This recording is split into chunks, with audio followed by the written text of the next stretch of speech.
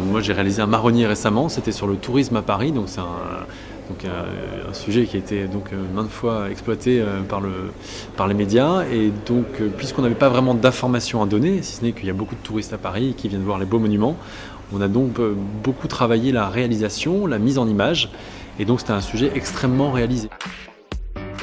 Paris, c'est la plus belle ville du monde. Ce n'est pas moi qui le dis, ce sont les touristes.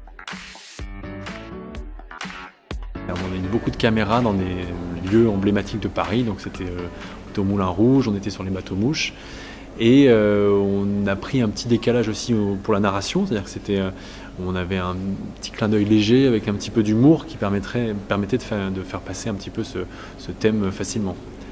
Mais donc beaucoup de travail de créativité, là où il faut 3 plans pour un sujet classique, mais là on en prenait peut-être 12 ou 15 avec une caméra en dessous, en haut, derrière, des GoPros sur les véhicules. Donc voilà, mais voilà, ça a mis beaucoup plus de temps qu'un tournage classique.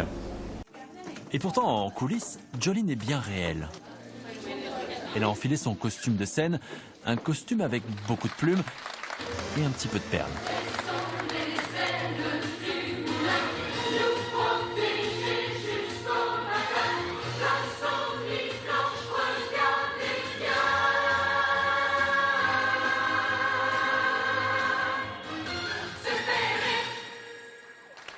Ça peut être une punition parce que finalement c'est beaucoup plus facile de faire un reportage de guerre. Il y a le danger bien sûr, mais un reportage de guerre, il n'y a qu'à pouvoir filmer ce qui se passe devant la caméra et tout de suite c'est tellement fort comme situation que la réalisation, la narration c'est secondaire. Alors que le marronnier c'est tout le contraire.